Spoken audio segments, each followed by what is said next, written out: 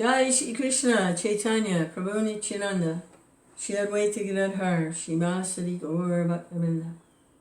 Hare Krishna, Krishna Krishna, Hare Hare, Hare Rama, Rama Rama, Hare Hare, Hare Krishna, Krishna Krishna, Hare Hare, Hare Rama, Rama Rama, Hare Hare, Hare Krishna, Krishna Krishna, Hare Hare, Hare Rama, Rama Rama, Hare Hare. When a sacrifice is being performed and the mantras are being chanted, and whether it's an initiation ceremony, this is Vaishnava practice, there's usually a fire and ghee, clarified butter, keeps the fire going and is added to the fire, and wood. And auspicious items are added, grains. What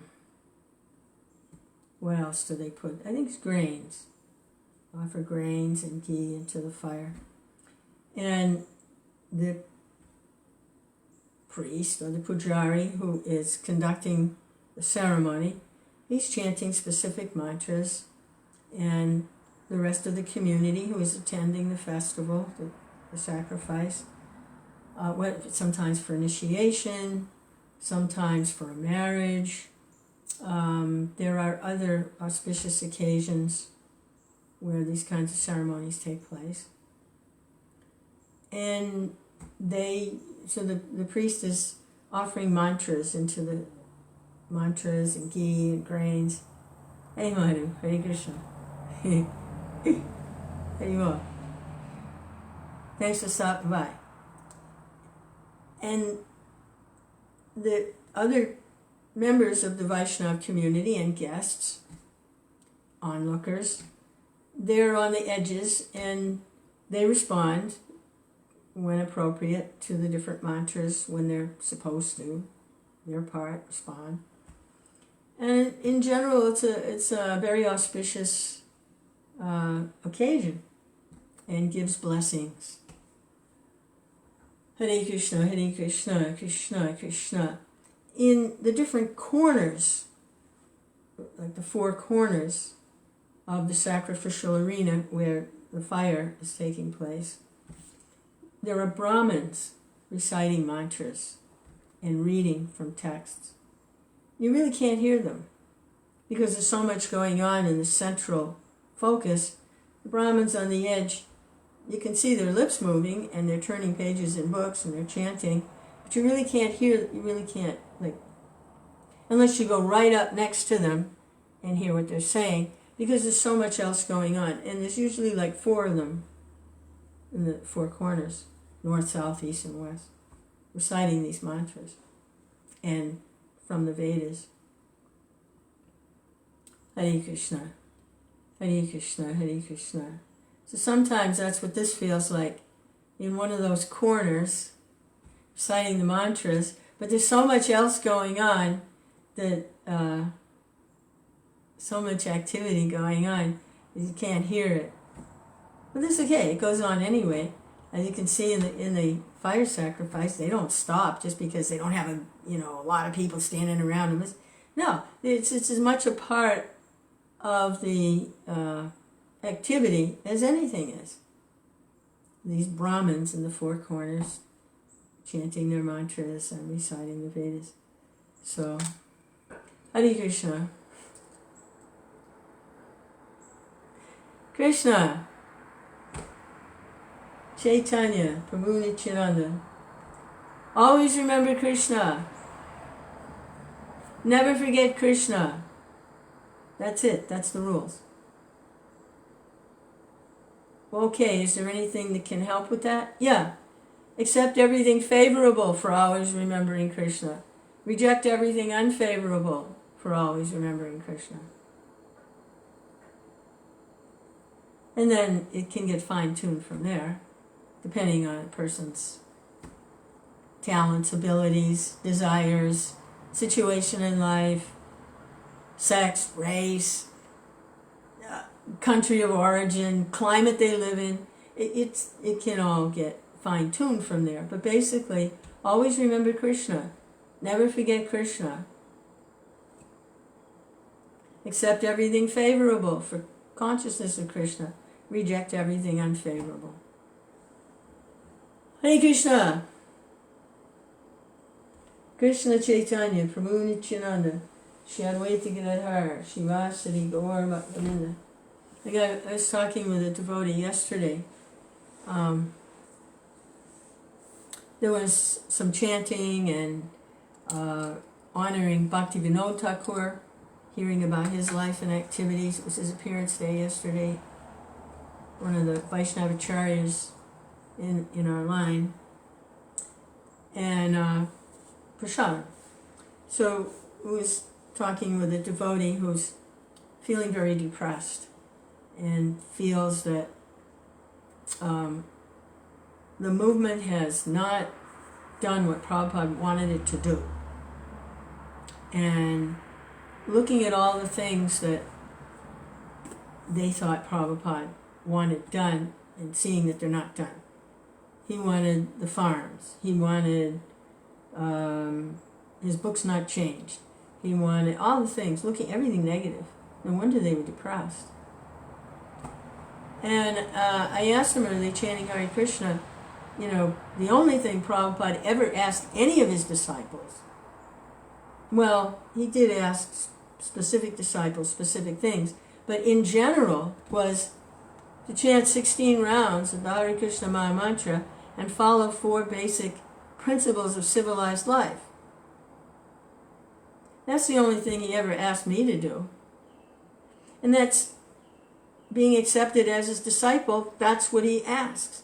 So I asked him, I said, I'm chanting 16 rounds, you know. It's difficult. It takes me hours and hours and hours because I'm a slow chanter. And by noon, I still have rounds left. But I chant them because that's what Prabhupada asked me to do that.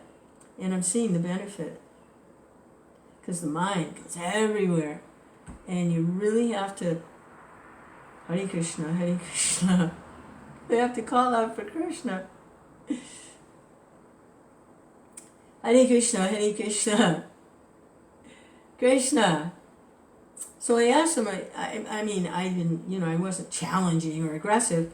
I was just sharing that, you know, I'm chanting, you know. That's what Prabhupada asked me to do. And they said they weren't. Not the full amount of rounds. Because they were too depressed. Why? Because they were spending all their time looking at everything, fault finding. Finding all the faults. So they didn't have time to chant. But that's the only thing Prabhupada asked them to do. How tricky is it, you know? It's so tricky. So I tried to share, you know, that the chanting isn't just a prayer, you know. It's a sound vibration that by chanting it would become transformed. It's a sound vibration. Krishna. When you look at Krishna's name, Krish means, in Sanskrit, birth, and along with birth is death. So birth and death, and na on the end nullifies it. So no more birth and death. Krishna, no more birth and death. Krishna. And Rama is the reservoir of pleasure. Hare Krishna, Krishna Krishna, Hare Hare, Hare Rama, Rama Rama, Hare Hare. So I was trying to share some stuff to help them, relieve them of this burden they're carrying, this huge burden that we didn't do what Prabhupada... The only thing Prabhupada wants you to do is chant Hare Krishna and be happy. Everything else will get taken care of, but you got to get to first base before you can score the home run. You know, I mean, different ways to look at that. Hare Krishna. So, 1 and 1 to equal 2. Hare Krishna, Hare Krishna. So I don't know, I hope that helped. It helped me just to hear myself say it, remind myself, Hare Krishna, that the goal of it all is to take shelter of Krishna, the holy name. Everything. All the temples and the deities and the flower garlands and the special incense and the prasadam and this committee and that committee and the schools and why? To have a nice material life. No! It's to be able to call out purely for Krishna. Because you got to give all that up anyway. That's all going. All you'll have is Krishna. That's all you need. Because that's the source of everything. Krishna. That's why the devotee doesn't ask for liberation. They're not interested. Because liberation's already included in Krishna. So, I was seeing how their mind was dragging them everywhere. Just dragging. They could not control that mind. It was just going everywhere. So to get a taste for chanting Krishna's name. Right? Somehow or other, we have to get that taste so that the mind will stop dragging us to all these different places.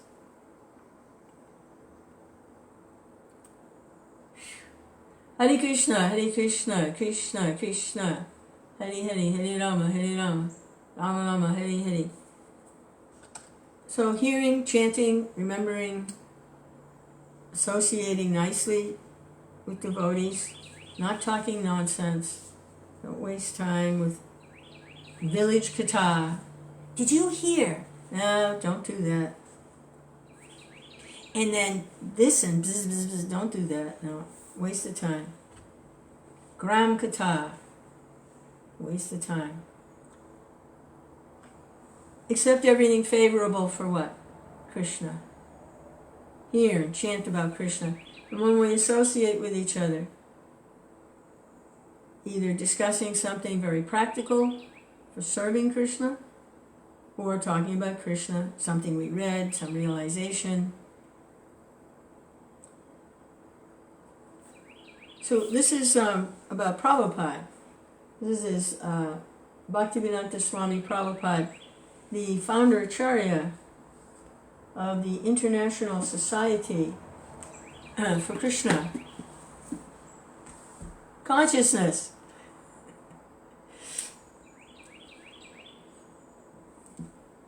And this is his biography written by his disciple Satsvarupa Goswami. And this is chapter 3.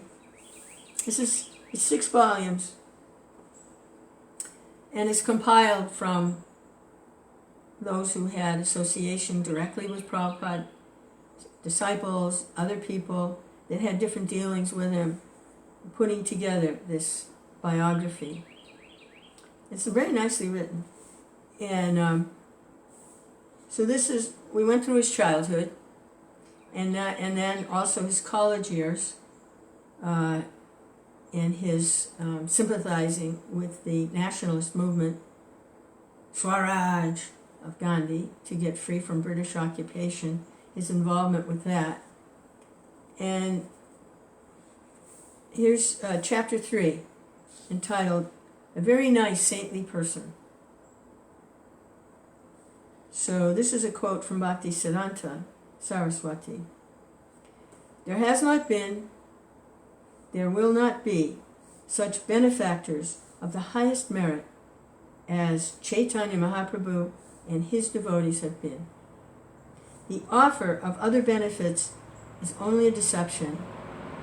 It is rather a great harm, whereas the benefit done by him and his followers is the truest and greatest eternal benefit. This benefit is not for one particular country, causing mischief to another, but it's the benefits the whole universe.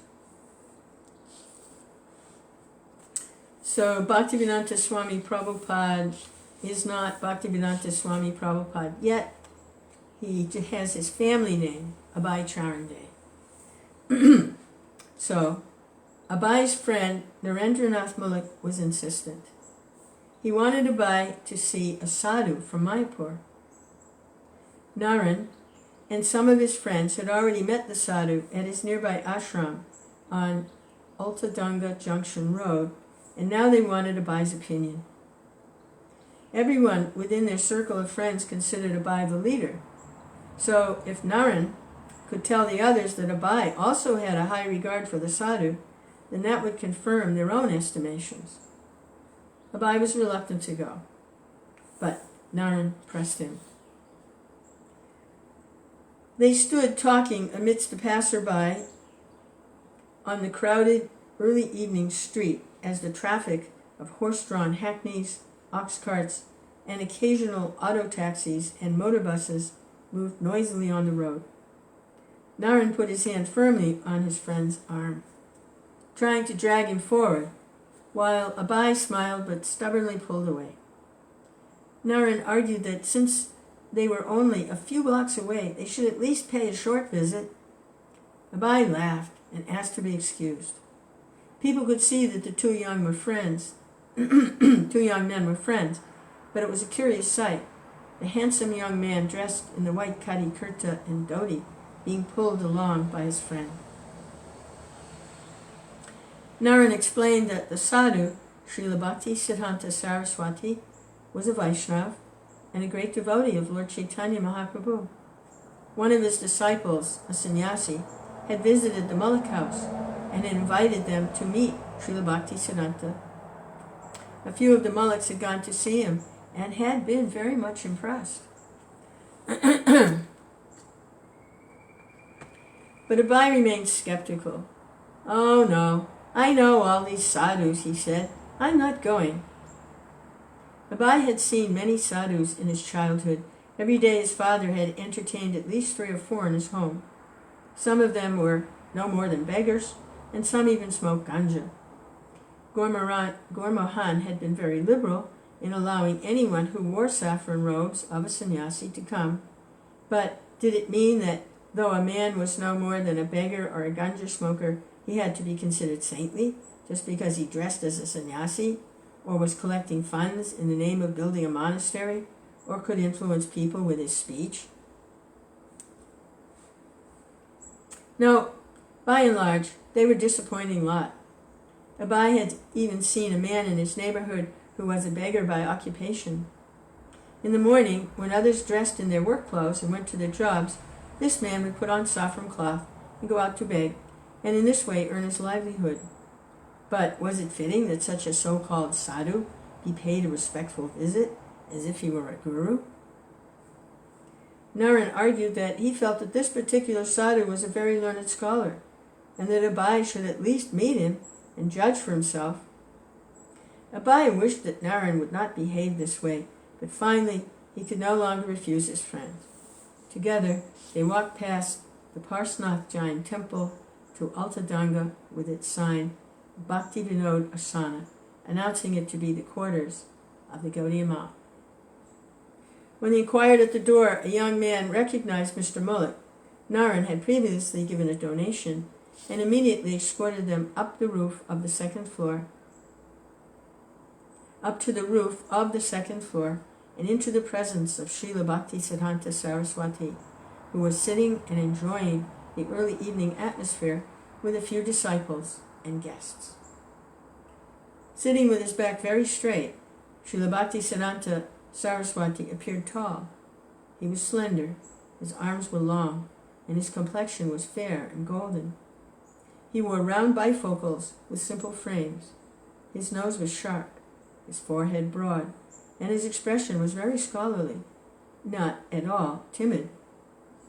The vertical markings of Vaishnav tilak on his forehead were familiar to Abhay, as were the simple sannyas robes that draped over his right shoulder, leaving the other shoulder and half his chest bare. He wore tulasi neck beads, and the clay Vaishnav markings of tilak were visible on his throat, shoulder, and upper arms. A clean white Brahminical thread was looped about his neck and draped across his chest. Hare Krishna. Abai and Naren, having both been raised in Vaishnava families, immediately offered prostrated obeisances at the sight of the revered sannyasi. While the two young men were still rising and preparing to sit, before any preliminary formalities of conversation had begun, Srila Bhaktisiddhanta immediately said to them, "You are educated young men.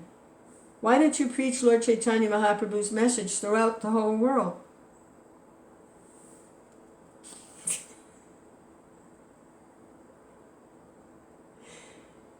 Abai could hardly believe what he had just heard.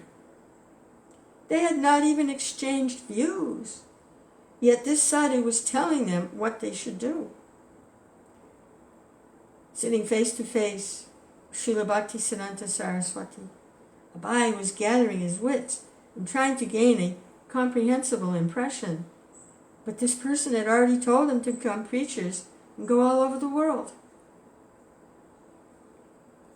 Abai was immediately impressed, but he wasn't going to drop his intelligent skepticism. After all, there were assumptions in what the sadhu had said. Abai had already announced himself by his dress to be a follower of Gandhi, and he felt the impulse to raise an argument. Yet, as he continued to listen to Srila Bhaktisiddhanta speak, he also began to feel won over by the sadhu's strength of conviction. He could sense that Srila Bhaktisiddhanta didn't care for anything but Lord Chaitanya, and that this was what made him great. This was why followers had gathered around him, and why Abai himself felt drawn, inspired, and humbled, and wanted to hear more. But he felt obliged to make an argument to test the truth.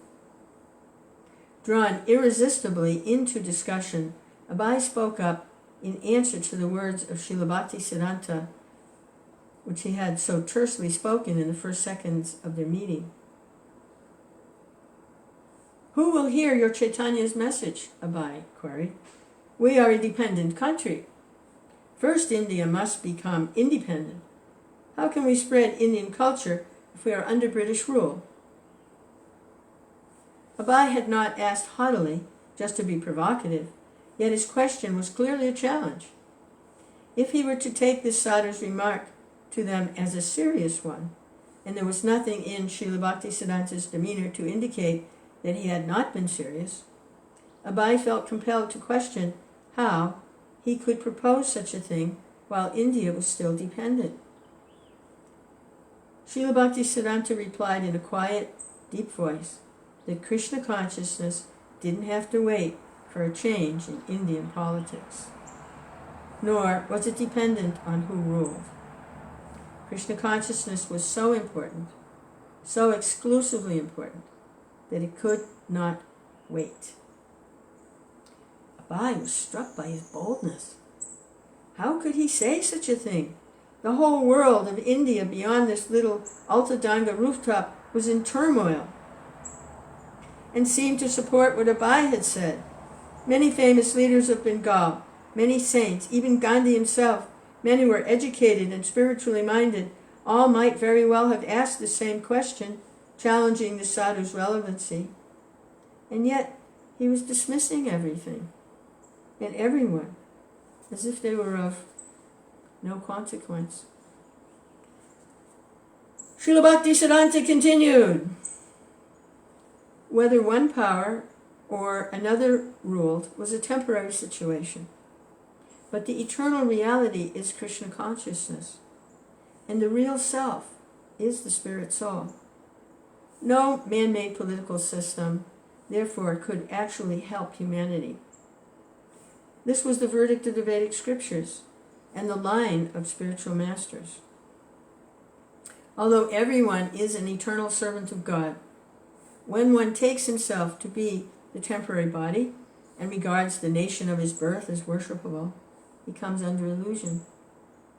The leaders and followers of the world's political movements including the movement for Swaraj, were simply cultivating this illusion. Real welfare work, whether individual, social, or political, should help prepare a person for his next life and help him reestablish his eternal relationship with the Supreme. Srila Bhaktisiddhanta Saraswati had articulated these ideas many times before in his writings. This is a paragraph here, an excerpt from some of his Bhaktisiddhanta's writings. He writes, it's the little paragraph before the chapter, plus some.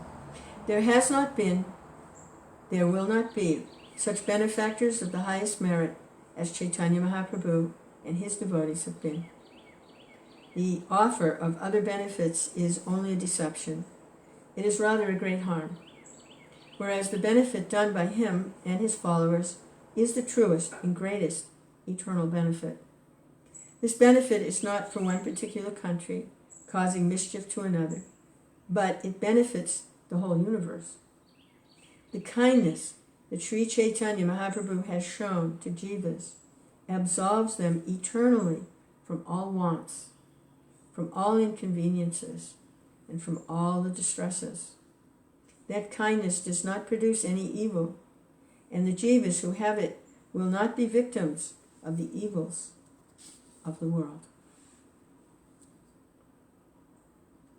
As Abai listened attentively to the arguments of Srila Bhaktisiddhanta Saraswati, he recalled a Bengali poet who had written that even less advanced civilizations, like China and Japan, were independent, and yet India labored under political oppression. Abai knew well the philosophy of nationalism, which stressed that Indian independence had to come first. An oppressed people was a reality. The British slaughter of innocent citizens was a reality, and independence would benefit everyone. Spiritual life was a luxury that could be afforded only after independence. In the present times, the cause of national liberation from the British was the only relevant spiritual movement. The people's cause was in itself God. That was the nationalists' position, that spiritual life was a luxury. Independence had to come first. Yet, because Abai had been raised as a Vaishnav, he appreciated what Srila Bhaktisiddhanta was saying. Abai had already concluded that this was certainly just not another questionable sadhu, and he perceived the truth in what Srila Bhaktisiddhanta said. This sadhu wasn't concocting his own philosophy, and he wasn't simply proud or belligerent, even though he spoke in a way that kicked out practically every other philosophy. He was speaking the eternal teachings of the Vedic literature and the sages, and Abai loved to hear it. Srila Bhaktisiddhanta, speaking sometimes in English, sometimes in Bengali, and sometimes quoting Sanskrit verses of the Bhagavad Gita, spoke of Sri Krishna as the highest Vedic authority. In the Bhagavad Gita, Krishna had declared that a person should give up whatever duty he considers religious and surrender unto him, the personality of Godhead. Sarvadharman parijajya mamikam saranam vraja. And the Srimad Bhagavatam confirmed the same thing. Dharma projita kaita votra paramo namat saranam satam. All other forms of religion are impure and should be thrown out, and only Bhagavat Dharma, performing one's duties to please the Supreme Lord, should remain. Srila Bhaktisiddhanta's presentation was so cogent that anyone who accepted the Shastras would have to accept his conclusion. The people were now faithless, said Bhaktisiddhanta, and therefore they no longer believed that devotional service could remove all anomalies, even on the political scene. He went on to criticize anyone who was ignorant of the soul and yet claimed to be a leader. He even cited names of contemporary leaders and pointed out their failures and he emphasized the urgent need to render the highest good to humanity by educating people about the eternal soul and the soul's relation to Krishna in devotional service. Hare Krishna. Abai had never forgotten the worship of Lord Krishna or his teachings in Bhagavad Gita, and his family had always worshipped Lord Caitanya Mahaprabhu, whose mission Bhaktisiddhanta Saraswati was espousing. As these Gaudiya Math people worshipped Krishna, he also had worshipped Krishna throughout his life and had never forgotten Krishna. But now he was astonished to hear the Vaishnava philosophy presented so masterfully. Despite his involvement in college, marriage, the nationalist movement, and other affairs, he had never forgotten Krishna. But Bhaktisiddhanta Saraswati was now stirring up within him his original Krishna consciousness, and by the words of his spiritual master, not only was he remembering Krishna, but he felt his Krishna consciousness being enhanced 1,000 times, 1,000,000 times. What had been unspoken in Abai's boyhood, what had been vague in Jagannath Puri, and what had been distracted from at college, what he had been protected in by his father, now surged forth in Abai in responsive feelings. And he wanted to keep it. He felt himself defeated. But he liked it. He suddenly realized that he had never before been defeated. But this defeat was not a loss. It was an immense gain. There's a quote here from Prabhupada. Srila Prabhupada, I was from a Vaishnava family, so I could appreciate what he was preaching. Of course, he was speaking to everyone, but he found something in me. And I was convinced about his argument and mode of presentation. I was so much struck with wonder. I could understand.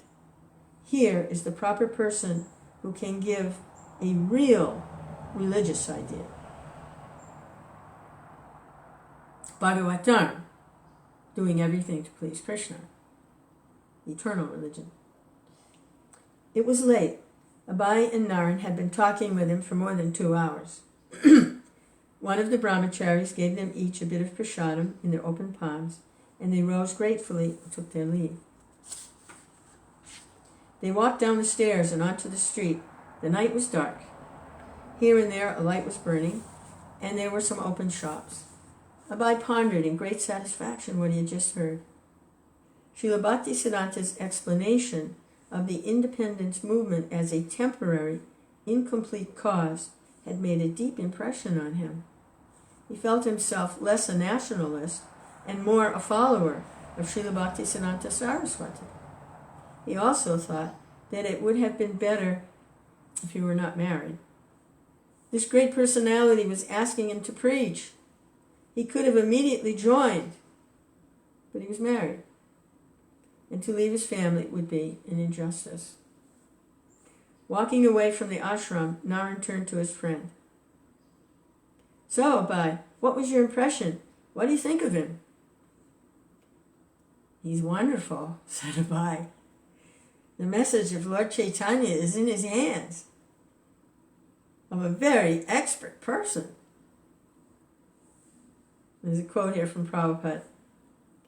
I accepted him as my spiritual master immediately. Not officially, but in my heart. I was thinking that I had met a very nice, saintly person. Isn't this written nicely? This is beautiful, isn't it? Hare Krishna. Jai. Hare Krishna. Let's read a little bit more. After this first meeting with Srila Bhaktisiddhanta Saraswati, Abai began to associate more with the Gaudiya Math devotees. They gave him books and told him the history of their spiritual master. Srila Bhaktisiddhanta Saraswati was one of 10 children born to Bhaktivinoda Thakur, a great Vaishnava teacher in the disciplic line from Lord Caitanya himself. Before the time of Bhaktivinoda, the teachings of Lord Caitanya had been obscured by teachers and sects, falsely claiming to be followers of Lord Caitanya, but deviating in various drastic ways from his pure teachings. The good reputation of Vaishnavism had been compromised. Bhaktivinoda Thakur, however, through his prolific writings and through his social position as a high government official, re-established the respectability of Vaishnavism. Hare Krishna! Hey Mahabhagavati, Dasi, Haribo. Just reading a little bit more about Prabhupada, his first meeting with Bhaktisiddhanta. This is written so nicely. It's really beautiful. Hare Krishna. He preached that the teachings of Lord Caitanya were the highest form of theism and were intended not for a particular sect or religion or nation, but for all people of the world. He prophesied that Lord Chaitanya's teachings would go worldwide, and he yearned for it. This is Bhaktisiddhanta's father, Bhaktivinoda Thakur. He reestablished the respectability of Vaishnavism, which had sunk into some degraded kinds of groups. And through his books, and he was a high government official, and he had a world vision. He saw us. In the mid-1800s, he saw us. So there's a little section here. I believe it's from the writings of Bhaktivinoda Thakur. A little quote here, a couple paragraphs from his writings. The religion, which was his appearance day yesterday. The religion preached by Chaitanya Mahaprabhu is universal and not exclusive. The principle of Kirtan as the future church of the world invites all classes of men, without distinction of caste or clan, to the highest cultivation of the spirit. This church, it appears, will extend all over the world and take the place of all sectarian churches, which exclude outsiders from the precincts of the mosque, church, or temple. Lord Chaitanya did not invent himself to liberate only a few men of India. Rather, his main objective was to emancipate all living entities of all countries throughout the entire universe and preach the eternal religion. Lord Chaitanya says in the Chaitanya Bhagavat, "In every town, country, and village, my name will be sung." There is no doubt that this unquestionable order will come to pass, although there is still no pure society of Vaishnavas to be had, yet Lord Chaitanya's prophetic words will, in a few days, become true. I am sure. Why not? Nothing is impossible. Nothing is absolutely pure in the beginning. From imperfection, purity will come about. Oh, for that day when the fortunate English, French, Russian, German, American people will take up banners, mridangas, and kartals and raise kirtan through their streets and towns. When will that day come?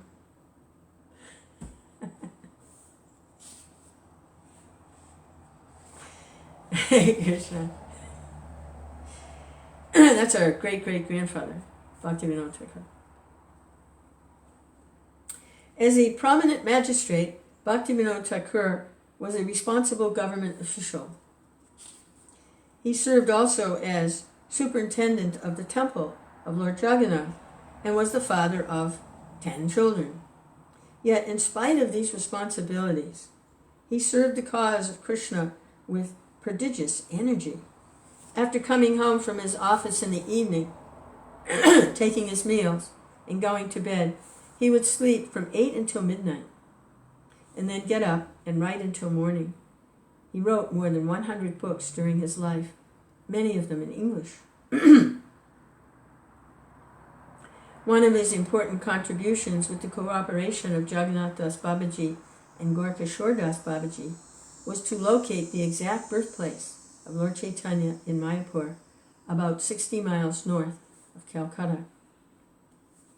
While working to reform Gaudiya Vaishnavism in India, he prayed to Lord Caitanya, "Your teachings have been much depreciated. It is not in my power to restore them." And he prayed for a son to help him in his preaching.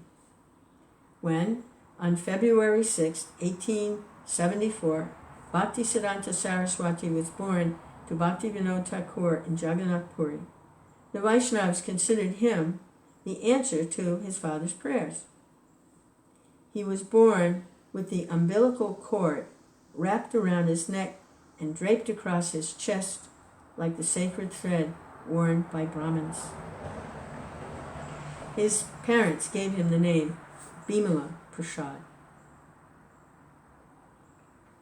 When Bimala Prasad was 6 months old, the carts of the Jagannath festival stopped at the gate of Bhaktivinoda's residence, and for 3 days could not be moved. Bhaktivinoda Thakur's wife brought the infant onto the cart and approached the deity of Lord Jagannath. Spontaneously, the infant extended his arms and touched the feet of Lord Jagannath, and was immediately blessed with a garland that fell from the body of the Lord. When Bhaktivinoda Thakur learned that the Lord's garland had fallen onto his son, he realized that this was the son for whom he had prayed. One day, when Bimala Prasad was still a child of no more than 4 years, his father mildly rebuked him for eating a mango not yet duly offered to Lord Krishna, and it was being used as a decoration. Bimala Prasad, although only a child, considered himself an offender to the Lord and vowed never to eat mangoes again. This was a vow that he would follow throughout his life, which isn't easy in India because there's mangoes everywhere and mango season is... By the time Bimala Prasad was 7 years old, he had memorized the entire Bhagavad Gita and could even explain its verses. His father then began training him in proofreading and printing in conjunction with the publishing of the Vaishnav magazine Sajjana Toshini. With his father, he visited many holy places and heard discourses from the learned Pandits.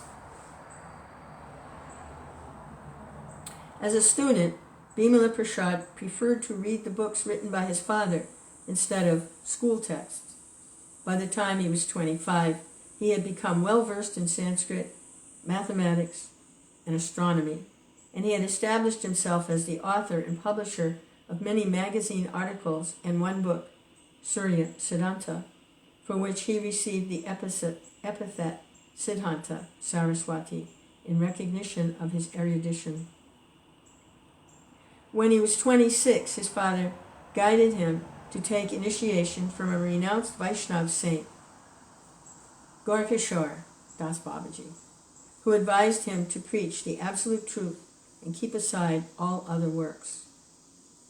Receiving the blessings of Gorkashore Das Babaji, Bimala Prasad, now Siddhanta Saraswati, resolved to dedicate his body, mind, and words to the service of Lord Krishna.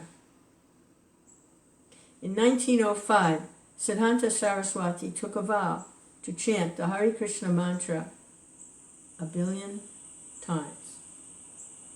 Residing in Mayapur in a grass hut near the birthplace of Lord Caitanya, he chanted the Hare Krishna mantra day and night.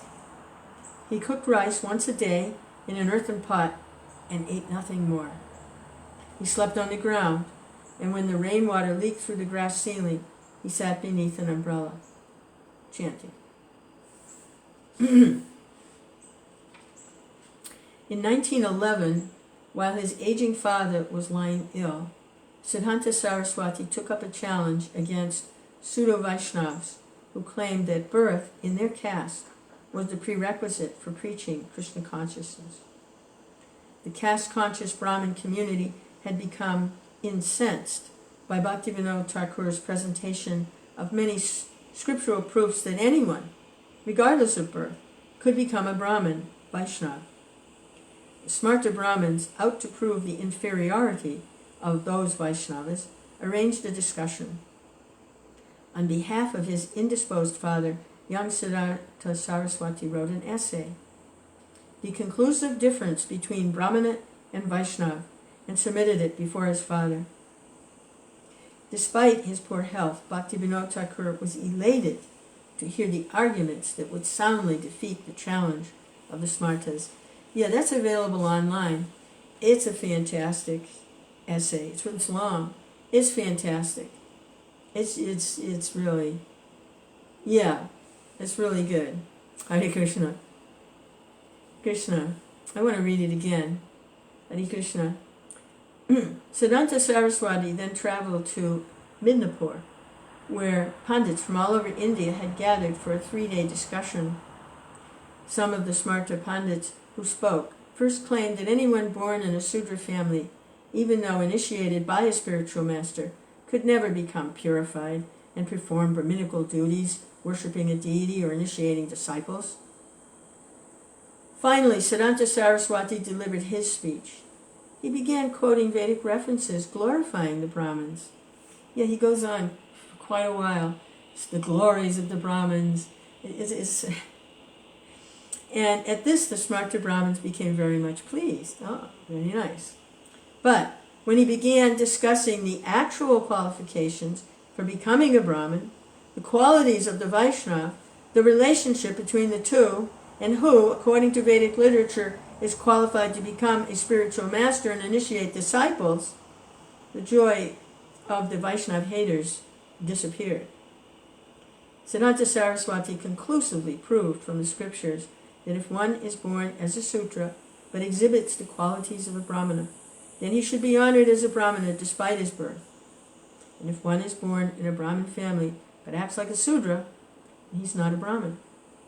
After his speech, Siddhanta Saraswati was congratulated by the president of the conference, and thousands thronged around him. It was a victory for Vaishnavism. With the passing of his father in 1914 and his spiritual master in 1915,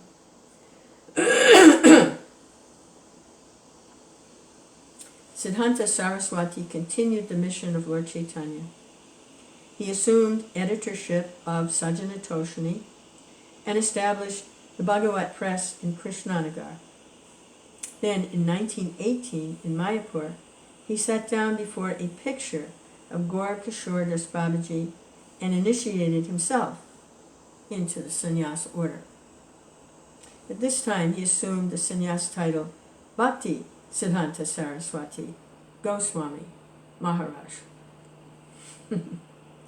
Bhakti Siddhanta Saraswati was dedicated to using the printing press as the best medium for large-scale distribution of Krishna consciousness.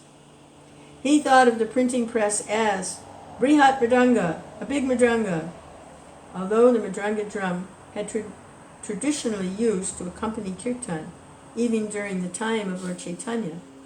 And although Bhakti Siddhanta Saraswati himself led kirtan parties and sent groups of devotees chanting in the streets and playing on the mridangas, such kirtans could be heard only for a block or two.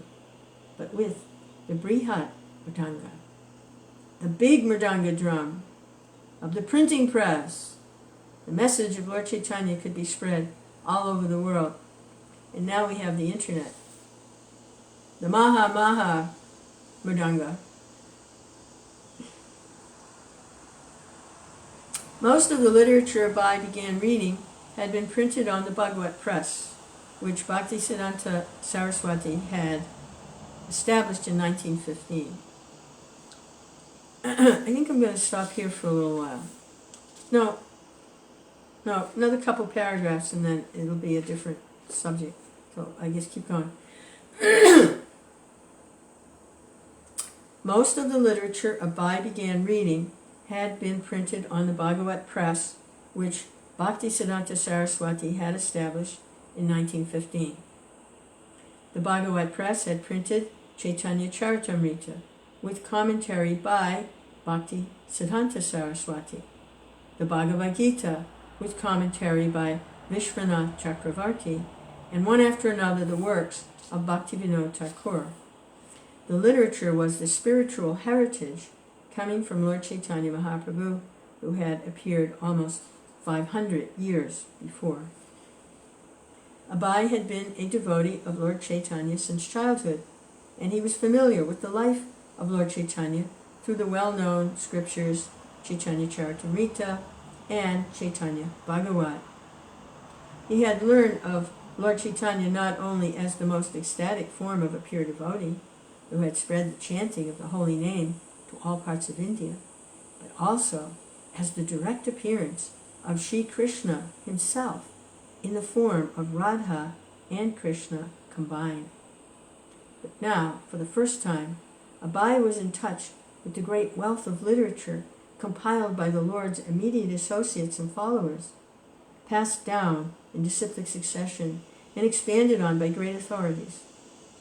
Lord Chaitanya's immediate followers, Srila Rupa Goswami, Sri Sanatana Goswami, Sri Jiva Goswami, and others, had compiled many volumes based on the Vedic scriptures, and proving conclusively that Lord Chaitanya's teachings were the essence of Vedic wisdom. There were many books not yet published, but Srila Bhaktisiddhanta Saraswati was intent on establishing many presses just to release the sound of the Brihat Mridanga for the benefit of all people. Srila Bhaktisiddhanta Saraswati was teaching the conclusion of Lord Chaitanya's teachings, that Lord Krishna is the Supreme Personality of Godhead, and that the chanting of his holy name should be stressed above all other religious practices. Just surrender to me. I will protect you.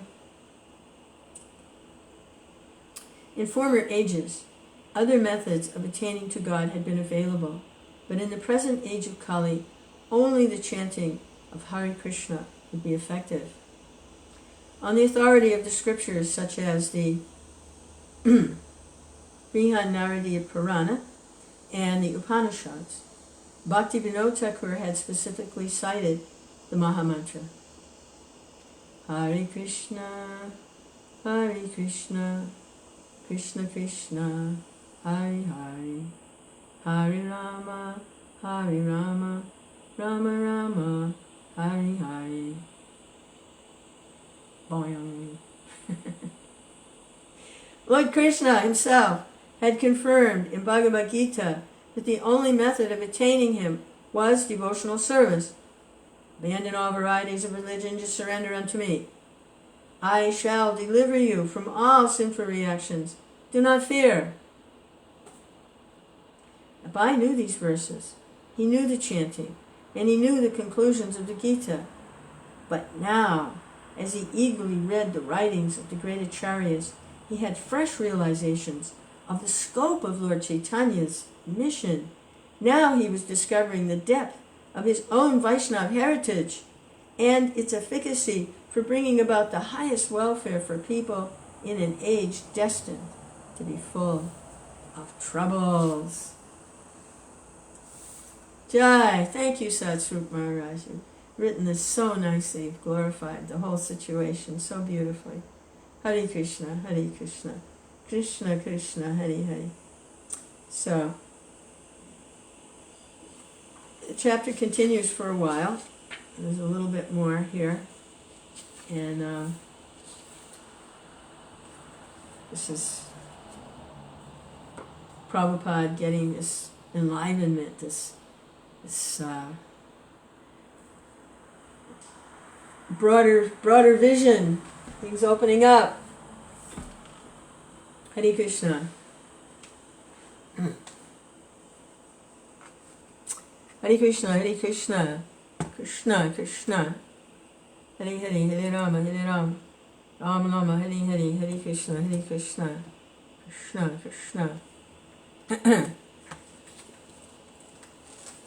Krishna, Caitanya, Prabhu Nityananda, she had way to get her. Shiva Siddhi Gaur Bhaktivedanta.